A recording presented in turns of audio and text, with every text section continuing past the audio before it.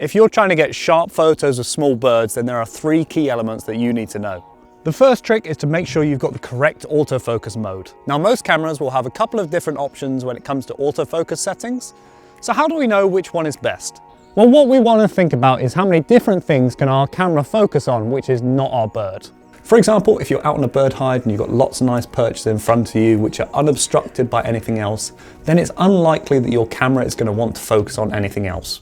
Or if I'm shooting a bird up in the trees and there are clearly a lot of branches that our camera might try and focus on. Well, the solution to this is to guide our camera using spot focus instead of wide focus. For example, with this bush right here, I've just had a little robin just sat a couple of feet away from me, but you can see just how many leaves are in the way.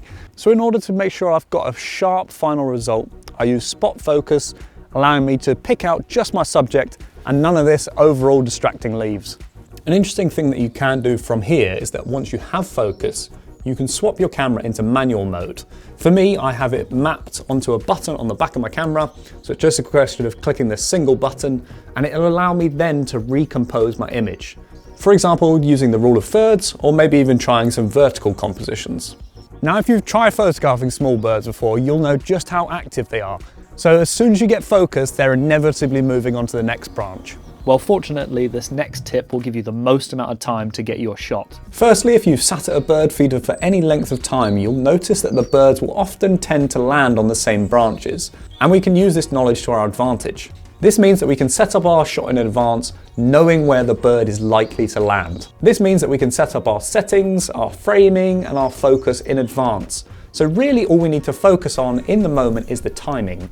So you can see that in this case, having my camera pre-focused onto the branch, even if the bird didn't land exactly where I was expecting it to, it was only a matter of moving the camera slightly to the left. The camera is already pre-focused, so it's just a question of then getting the shot that I want.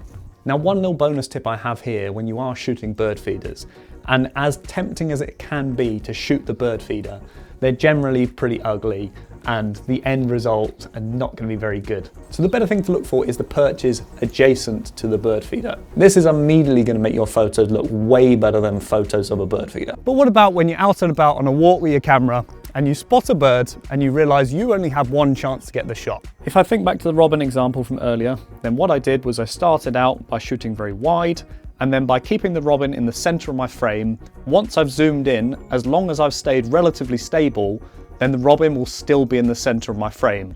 From there I can think about recomposing and taking my shot. Before we get to the final tip, I just want to say thank you for getting this far in the video. If you've got 2 seconds spare, just click on that like button down below. It really helps to push this video out to more people. Right, back to the video. So now we've given ourselves as good a chance of getting the shot, there's one last thing I want to talk about, and that is timing. You see, even though the bird isn't flying around anymore, it's still amazing to see the amount of different movement that these birds are capable of. And the subsequent effect on your photographs is rather stark. You'll get photos where the bird is looking away from you, looking in the sky, its crest is up, it'll be blinking, or it might be calling. Each of these different positions is going to make your photo look incredibly different.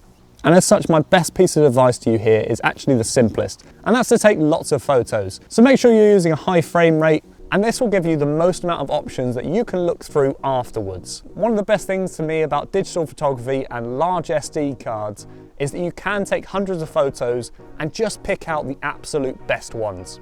So I really hope you enjoyed this video. Thank you very much for watching. I'll catch you in the next one.